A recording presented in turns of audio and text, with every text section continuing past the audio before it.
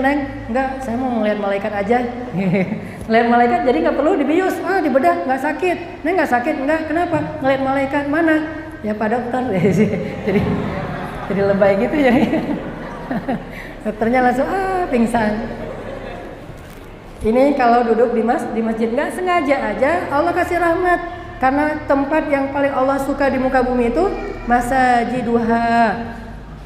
Sedangkan kalau ke pasar nggak sengaja aja Allah Subhanahu Wa Taala akan mencabut rahmat dari dia, kecuali jika dia berzikir ketika berada di pasar. Tahu zikir ketika di pasar kayak gimana? La ilaha illallah wahdahu la syarikalah lahul mulku wa lahul hamd yuhyi wa yumit, ditambahin biyadihil khair. Kalau zikir setiap pagi 100 kali mah nggak pakai biyadihil khair. Tapi kalau yang khusus pasar ada kalimat biyadihil khair wa huwa ala kulli syai'in qadir. Kenapa ada biyadihil khair? Supaya kita nggak lupa bahwa yang di tangan Allah lebih baik daripada yang di pasar. Wa ma indallahi khairun. Apa yang ada di sisi Allah lebih baik daripada apa yang ada di pasar. Jangan sampai gara-gara kita ngirain yang di pasar itu terbaik, kita jadi berbuat curang demi mendapatkannya. Kita jadi mengambilnya dengan cara yang syubhat, dengan cara yang haram. Kita harus ingat bahwa gak apa-apa deh saya akan dapat ini kalau emang dia syubhat. Soalnya wa ma indallahi khair. Apa yang ada di sisi Allah lebih baik. Ini poin kedua, bahwa masjid tempat yang paling Allah cintai, sehingga orang yang ke masjid adalah orang yang paling Allah cintai. Poin yang ketiga, Allah menitipkan banyak sekali keajaiban di masjid. Rata-rata keajaiban itu terjadi itu di masjid. Mungkin salah satu cerita unik yang mungkin saya bisa share sebagai saksi dari adik saya sendiri. Kan saya mah orang Aceh, tinggal di Banda Aceh. Dan termasuk korban tsunami juga, walaupun bukan saya yang korbannya. Saya waktu itu masih kuliah di Mesir. Tapi keluarga saya termasuk ibu saya meninggal, kakak saya meninggal di tsunami, rumah saya habis. Adik saya yang selamat cerita nih, itu air ketika ngelewatin masjid tuh kayak kebelah. Dan bukan cuma masjid yang kita lihat di TV ya, masjid yang di tengah kampung habis semua, tinggal satu masjid doang. Ternyata yang kayak gitu mah banyak di Aceh. Masjid-masjid bukan cuma nggak hancur, airnya tuh kayak kebelah gitu.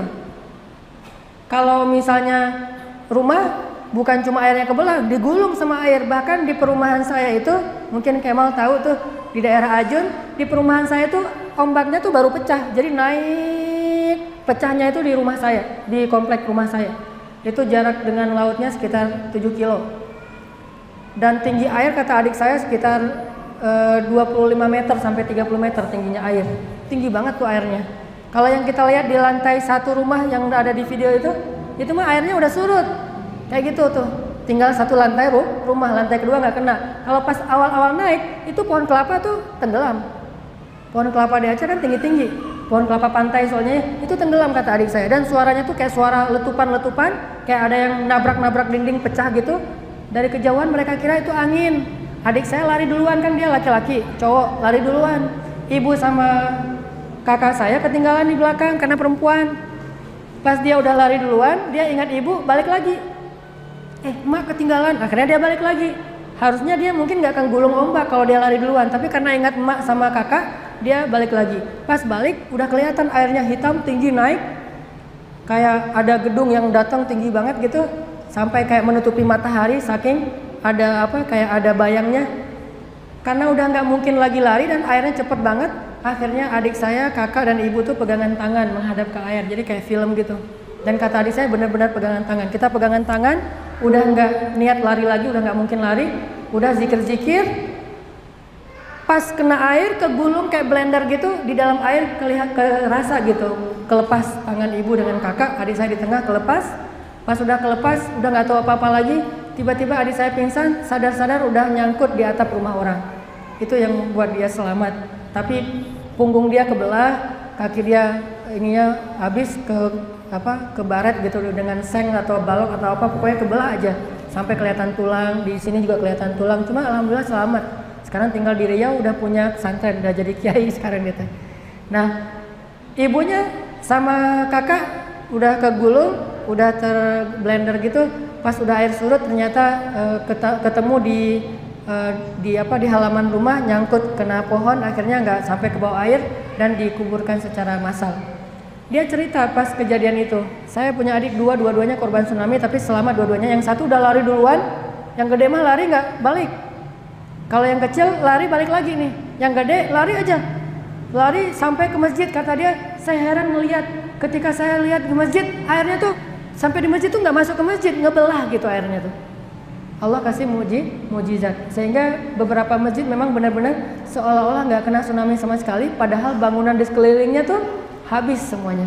Bayangin kekuatan air bisa bawa kapal PLN nih, yang berat banget itu berapa ribu ton, berapa juta ton tuh sampai ke tengah kota. Setelah sampai di tengah kota nggak bisa dibalikin lagi ke laut. Cuma ombak yang bisa bawa, nggak ada teknologi yang bisa membawa balik kapal itu ke laut sehingga jadi museum tsunami. Nggak ada yang sanggup. Dan di bawahnya itu rumah-rumah penduduk udah kelindes sama kapal PLN yang gede banget. Dan ketika saya pulang ke Aceh, saya ngelihat kapal PLN-nya satu masjid ini dengan halamannya tuh kapal doang, malah lebih gede lagi itu di tengah kota. Kekuatan air kayak gitu, tapi bisa bikin masjid yang terbuat dari, kan di sana mah banyak masjid yang terbuat dari papan, itu masih berdiri utuh loh. Ini keajaiban Allah SWT. Rumah habis, tempat-tempat ibadah yang lain habis, cuma rumah Allah Subhanahu Wa Taala yang berdiri kokoh, seolah-olah tidak disentuh oleh air sama sekali, ngebelah airnya. Ini artinya ada keajaiban di masjid. Sehingga siapapun yang menginginkan keajaiban dalam hidupnya, datanglah ke rumah keajaiban. Rumah Allah Subhanahu Wa Taala itu masjid. Makin kita sering ke masjid, makin banyak keajaiban terjadi dalam hidup kita. Ada masalah, ke masjid. Tinggal di mihrab masjid. Nggak mau mendatangi istrinya. Beberapa belas malam, hampir 1 bulan nggak datang ke rumah istri-istrinya. Sampai akhirnya istri-istrinya khawatir, ini kita diceraikan apa enggak ya, kok Nabi nggak pernah mau datang ke kita lagi. Kita samperin nggak mau ngomong, diam aja Nabi mah di mihrab masjid. Ini keajaiban terjadi di rumah tangga Nabi gara-gara ke masjid. Akhirnya istri-istri Nabi termasuk Aisyah penasaran dan khawatir, jangan-jangan Nabi sudah menceraikan kita. Maka mereka pun mengutus Abu Bakar As-Siddiq. Ya Abu Bakar, pergilah ke Rasulullah, bujuklah Rasulullah, tanya ke Rasulullah apakah Rasulullah sudah menceraikan kami. Kalau tidak, datanglah ke rumah kami minta maaf. Akhirnya Abu Bakar datang ke Rasulullah. Rasulullah lagi berzikir di mihrab. Abu Bakar datang, ya Rasulullah, itu istri-istrinya lagi pada khawatir. Gimana tuh ya Rasul? Kata Abu Bakar. Rasulullah diam aja, nggak mau ngajak ngomong Abu Bakar, diam aja. Akhirnya Abu Bakar balik lagi ke rumah istrinya, ke rumah anaknya istri Rasulullah itu Aisyah. Gimana ayah? Nggak ada jawaban dari Rasulullah. Makin khawatir, Abu Bakar aja nggak bisa ngebujuk Rasul. Sampai berkali-kali datang nggak berhasil. Akhirnya pakai Umar, ngelobi Umar, Hafsah yang datang, anaknya Umar. Ayah, bujukin Rasul dong. Umar kan marah kan? Kalian sih bikin masalah aja, bikin Rasulullah kecewa. Kalau Allah mau, Allah akan menggantikan untuk dia istri yang lebih baik daripada kalian. Turun tuh ayat surat At-Tahrim. Kalau kalian tidak bertaubat, Allah akan menggantikan untuk dia istri yang lebih baik, soleha, perawan, kan gitu ya. Persis kayak kata-kata Umar. Akhirnya Umar datang ke Rasulullah. Ya Rasulullah, bagaimana dengan istri-istrimu? Apakah engkau menceraikan mereka? Kenapa engkau tidak pulang ya Rasulullah? Rasulullah diam aja. Akhirnya Umar balik lagi ke rumah anaknya, marah-marah lagi, balik lagi ke sini. Ya Rasulullah gimana tuh? Baru kemudian Rasulullah membuka matanya dan memandang kepada Umar dan mengatakan, tidak wahai Umar, aku tidak menceraikan mereka. Langsung Umar takbir, Allahu Akbar gitu. Pas Umar takbir, kedengaran ke rumah istri-istri Nabi, mereka paham Umar tidak bertakbir kecuali gembira. Baru mereka mengatakan Alhamdulillah, berarti Rasulullah belum menceraikan kita. Buktinya apa? Takbirnya Umar bin Khattab yang keras banget, Allahu Akbar, ternyata belum diceraikan. Akhirnya Umar balik lagi ke istri-istri Nabi dan menasihati mereka. Setelah beberapa belas malam baru Nabi kemudian mendatangi istri-istrinya, itu pun setelah turun ayat Al-Quran. Ini menunjukkan kalau ada masalah rumah tangga, ke masjid deh. Jadi kalau lihat ada yang lagi itikaf di masjid, biasanya lagi ada masalah di rumah. Kenapa ini Ganjar di masjid aja? Lagi ada masalah. Saya kadang-kadang suka dicurigai sama teman-teman di Al-Latif. Ustadz, biasanya nggak langsung itikaf habis taklim, lagi ada masalah ya. Wah, ketahuan. Saya kalau lagi ada masalah itikaf di masjid, ketahuan sama orang-orang gara-gara materi ini nih. Soalnya kalau lagi ada masalah ke masjid. Dan saya ngebuktiin tuh kalau lagi ada masalah dengan pasangan, dan saya yakin tidak ada rumah tangga yang nggak pernah cekcok. Pasti ada. Jangankan rumah tangga kita orang biasa aja, rumah tangga Nabi soleh, istrinya soleha aja bisa berbeda pendapat. Itu wajar, hal yang wajar, bukan aib. Nabi aja yang lebih soleh dari kita dan istrinya lebih soleha dari istri kita, tetap aja ada masalah rumah tangga. Apalagi kita yang tidak sesoleh Nabi dan istri kita tidak sesoleh istri Nabi. Jadi wajar banget ada masalah rumah tangga. Dan saya ngerasain kalau lagi ada masalah dengan pasangan saya, ke masjid tuh. Ada masalah, wah nggak nyaman, langsung wudhu ke masjid, sholat sunnah 2 rakaat. Apalagi kalau pas lagi nggak nyaman, pas azan, udah ke masjid gitu. Lagi ada masalah, Allahu Akbar, Allahu Akbar. Oh iya ya, emang nih harus ke masjid nih. Datang ke masjid. Pas udah ke masjid doa, Rabbana atina min ladunka rahmah wa hayyi' lana min amrina rasyada waj'al lana min kulli dhiqin makhraja wa min kulli hammin faraja wa min kulli usri yusra. Masalahnya nggak bisa baca doanya, Ustaz. Hafal dulu doanya. Nanti begitu ke masjid, sholat sunnah 2 rakaat, sujud terakhir baca tuh doa. Apa arti doa itu? Ya Allah, beri kami jalan keluar dari kesempitan, beri kami kelapangan dari kesempitan, jalan keluar dari kebuntuan dan kemudahan dari kesulitan. Itu doa-doa yang luar biasa. Setengahnya diambil dari surat Al-Kahfi, setengah lagi ditulis oleh para ulama. Rabbana atina min ladunka rahmah wa hayyi' lana min amrina rasyada waj'al lana min kulli dhiqin makhraja wa min kulli hammin faraja wa min kulli usri yusra. Biasanya saya pulang ke rumah ada aja cara untuk bisa nyaman lagi dengan pasangan. Ada aja. Bisa caranya kedatangan tamu. Jadi tadi ke masjid doa sama Allah, ya Allah, saya emang nggak mau gini-gini amat sama pasangan, saya pengen yang nyaman lagi, ketawa-ketawa lagi. Soalnya kalau kayak gini mah saya nanti disuruh tidur di sofa, Allah, kan gitu ya, curhat sama Allah gitu. Atau nanti nggak ada yang buatin kopi lagi, ya Allah, kalau bisa pulang dari masjid saya mau udah nyaman lagi dengan istri saya. Doa, pulang dari masjid tiba-tiba ada tamu, tamunya ngajak ngobrol, namanya ada tamu kan kita jadi ikut ngobrol tuh, karena udah terlanjur ngobrol, pas tamu pulang udah biasa lagi. Ada cara kayak gitu. Atau bisa juga caranya anak nih, tiba-tiba anak ngelihat ayah ibunya diam-diaman. Dia manggil saya Baba, manggil istri saya Umi. Baba lagi marahan ya sama Umi ya, diledekin, akhirnya digojol-gojolkin gitu. Udah gara-gara diledekin sama anak kita ketawa lagi. Atau anak caper ngajak main bareng, Baba sini main bareng. Kayak misalnya Yahya 2 tahun, caper ngajak main ayah dan ibunya. Akhirnya gara-gara main bareng sama anak jadi santai lagi. Atau anak ngajak keluar, udah lama nih nggak jalan bareng, udah lama nih nggak nonton misalnya. Ada film kartun bagus tuh untuk anak-anak. Dia juga mantengin. Wah ada Baba nih, ada film kartun bagus nih. Kalau film kartun kan boleh kan kata Baba juga kan, nggak ada yang jorok-joroknya. Ya udah ayo nonton. Pulang udah santai lagi. Selalu ada cara dari Allah. Yang penting datang dulu ke Allah deh. Ada masalah dikit datang ke masjid. Bahkan termasuk kalau kita ada masalah pengen cepat diberikan jodoh, masjid tempatnya. Bukan cari jodoh di masjid ya, bukan ngecengin, oh ada taklim nih, lihat ke belakang deh, pura-pura pegal gitu, pegalnya ke belakang gitu. Kalau kayak gitu nggak akan dapat, soalnya ngelihatnya sekilas, dia harus lama ngepoin gitu ya. Nah, gimana caranya datang ke masjid dapat jodoh? Ya kayak cerita sahabat Nabi, mungkin bagi yang pernah dengar ceramah saya yang sebelumnya, ada kisah Julaibib namanya. Ada seorang sahabat Nabi namanya Julaibib. Julaibib ini sahabat Nabi yang budak miskin dan fisiknya biasa banget. Kan kita nggak boleh bilang sahabat Nabi jelek ya. Tapi biasa banget. Nggak ada yang menarik dari Julaibib. Nggak punya harta, nasabnya biasa, fisiknya juga biasa. Setiap kali dia datang ngelamar cewek, itu ditolak sebelum ngelamar. Udah nggak usah, udah tahu ya, balik lagi. Belum ngelamar juga udah ditolak. Kayak mau nge-follow Instagram, udah di-block duluan, nggak bisa masuk gitu. Saking nggak ada yang mau sama Julaibib, nggak ada cewek yang mau jadi jadi istri Julaibib, nggak ada bapak yang mau jadi mertuanya Julaibib, bahkan budak aja nolak, apalagi orang merdeka coba.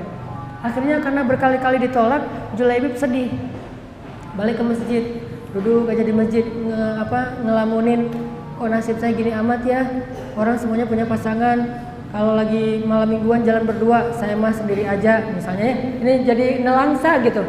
Baper sendiri. Tiba-tiba Nabi datang di sebelah Julaibib terus bilang, Julaibib ada apa? Kata Julaibib, ya Rasulullah, nggak ada tuh cewek yang mau saya jadiin istri. Tapi nggak apa-apa deh. Kira-kira Rasulullah kalau saya nggak dapat di dunia, di akhirat dapat nggak ya? Udah mulai putus asa nih.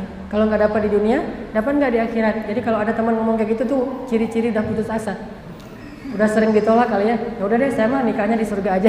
Itu mah bahasa-bahasa putus asa. Julaibib udah mulai putus asa. Kira-kira kalau nggak dapat di dunia, di akhirat dapat nggak ya Rasul? Kata Rasulullah, tenang aja Julaibib, kamu akan Allah berikan istri di dunia dan di akhirat. Yang cantik, yang solehah, yang kaya, yang baik di dunia dan di akhirat. Julaibib kaget. Rasulullah bercanda, tapi dia serius. Rasulullah bercanda pengen penegasan aja. Rasulullah bercanda, beneran kata Rasulullah. Gimana ceritanya? Kaifa dzalik ya Rasulullah? Gimana ceritanya ya Rasulullah? Kata Rasulullah, coba kamu pergi ke kepala suku Fulan bin Fulan. Bilang ke dia Rasulullah melamar anak kalian, putri kalian untuk nikah sama saya, sama Julaibib. Datang Julaibib. Beneran nih Rasulullah, beneran. Pakai nama saya deh. Pakai nama sakti nih Rasulullah. Assalamualaikum. Waalaikumsalam. Julaibib pembantu Rasulullah. Mangga masuk. Apa yang bisa kami bantu untuk Rasulullah? Enggak ada titipan salam dari Rasulullah. Oh ya, alaika wa alaihissalam. Ada apa Julaibib? Kata Julaibib, ini malu-malu mau ngomong gimana ya, saya susah mau ngomongnya gitu. Malu-malu gitu kan. Akhirnya Julaibib bilang, udah nggak usah malu-malu, udah kayak orang lain aja, ngomong aja. Julaibib, ada apa tuh? Julaibib bilang, Pak, ini ada titipan dari Rasulullah. Titipan apa? Rasulullah ingin melamar anak bapak. Oh gitu? Untuk saya. Kalimat untuk sayanya nih yang bahaya nih. Kalau untuk Rasulullah mah siapa sih yang nggak mau jadi mertua Rasul kan? Rasulullah pengen melamar putri bapak. Untuk sayanya tuh ada spasi dulu, ada jeda, bikin orang deg-degan, udah semangat, jatuh lagi. Untuk kamu mau nolak langsung nggak enak. Ini mah utusan Rasulullah kan, pesanan Rasulullah, mau diterima lebih nggak enak lagi. Coba gimana? Akhirnya mikir, oh gitu ya, beneran ini teh dari Rasulullah? Ya, kamu nggak lagi mimpi gitu. Beneran ini dari Rasulullah? Oh gitu ya. Ya udah dilanjut gini aja. Kamu tunggu ya, saya pengen musyawarah dulu sama istri saya. Saya mau minta pendapat istri. Oh boleh Pak, tungguin dia di ruang tamu. Dia ke belakang nih si bapak. Mama sini mah, musibah. Ada apa Pak? Wah, ternyata ada Julaibib di depan. Emang kenapa dengan Julaibib? Ya dia datang bawa Nabi lagi tuh. Bawa Nabi gimana? Rasulullah suruh kita menikahkan putri kita dengan Julaibib. La haula wala quwata illa billah. Langsung tuh untung nggak bilang innalillahi wa inna ilaihi rajiun ya. Masih bilang la haula wala quwata illa billah. Gimana tuh Pak? Ya gimana ya cara nolaknya yang baik-baik biar Rasulullah nggak tersinggung. Rame di belakang. Akhirnya putrinya keluar mendengar suara ibu bapaknya rame. Pak, Ma, ada apa kok rame-rame? Kata, sini dulu nak. Ada apa? Ini ada Julaibib di depan. Julaibib yang mana? Itu pembantu Rasulullah. Oh ya, emang kenapa? Dia datang bawa pesan Rasulullah. Pesannya apa? Rasulullah memesankan supaya engkau dinikahkan dengan Julaibib. Dia kemudian mengatakan, oh gitu? Terus kenapa? Ya, ini bapak sama ibu lagi musyawarah. Musyawarah apa Pak? Lagi mikir gimana caranya. Ma'azallah, kata perempuan ini. Ma'azallah itu kalau bahasa kita auzubillah. Auzubillah apa? Wahai ayah, wahai ibu, apakah ayah dan ibu masih bermusyawarah tentang perintah Allah dan Rasul? Maksud kamu? Kenapa kita masih menunda-nunda untuk memberi jawaban ya? Padahal ini perintah Allah dan Rasul. Masih mikir? Bukankah kalau Allah dan Rasul sudah memerintahkan kita bilang sami'na wa ata'na? Julaibib. Walaupun Julaibib, ini mah Julaibib bukan Rasulullah, kamu salah dengar kali. Julaibib ini teh sami'na wa ata'na, walaupun Julaibib, wahai ayah, wahai ibu, nggak boleh kita membantah perintah Allah dan Rasul. Jadi kamu terima, dan mudah-mudahan Allah berikan kebaikan di dalam urusan ini. Coba kurang solehah apa coba? Budak aja nggak mau nikah sama dia, sekarang cewek cantik berpendidikan orang kaya kepala suku menerima dengan sami'na wa ata'na. Wah, kalau udah diskak dengan kalimat itu, udah susah ayah dan ibunya membantah. Ya udah deh, datang. Julaibib menunggu gitu. Ngelihat wajah-wajahnya nih, kayaknya wajah-wajah nolak nih kayaknya nih. Datang ayahnya Julaibib, ya Pak, jangan manggil Pak dulu, kita belum sah gitu kan. Oh ya, Atuh manggil apa? Udah, Julaibib kita udah musyawarah di belakang, udah ada keputusannya. Oh ya, gimana keputusannya? Ya deh gitu. Wah, Allahu Akbar. Jadi akhirnya menikahlah Julaibib dengan perempuan tersebut dengan mahar yang sangat dimudahkan, dan semua ini berkat doanya di dalam masjid. Ada masalah ke masjid. Jadilah Julaibib 2016. Apalagi kalau kita ngerasa modalnya kurang nih. Jangankan cewek cantik, kayaknya yang biasa-biasa banget, yang kalau kita lihat di Instagram cantik banget, pas lihat aslinya berubah gara-gara hasil editan Photoshop. Ternyata yang beneran cantik juga insya Allah bisa diberikan oleh Allah untuk dunia dan akhirat. Udah cantik, solehah pula, bidadari banget deh. bidadari dunia dan akhirat. Insya Allah siapa yang mengharapkan endless love dan true love, tempatnya di masjid. Apalagi cewek yang memang dia nggak bisa seperti laki-laki yang mencari ya. Kalau perempuan kan menunggu, nah nunggunya di masjid aja. Setiap ada waktu sholat nunggu di masjid. Enggak, maksudnya banyak-banyak meminta kepada Allah. Ini poin ke berapa sih? Keempat ya. Ketiga, bahwa di masjid Allah kasih banyak keajaiban. Mudah-mudahan dengan demikian kita jadi tahu apa sih asiknya ke masjid. Satu, memang orang beriman itu merasa nyaman di masjid. Kedua, masjid itu tempat yang paling Allah cintai, maka orang yang rajin ke masjid orang yang paling Allah cintai. Dan ketiga, di masjidlah Allah menyimpan banyak kebaikan, sehingga siapa yang ingin mendapatkan kebaikan datanglah ke rumah Allah Subhanahu wa taala. Itu aja. Barakallahu li wa lakum. Wassalamualaikum warahmatullahi wabarakatuh.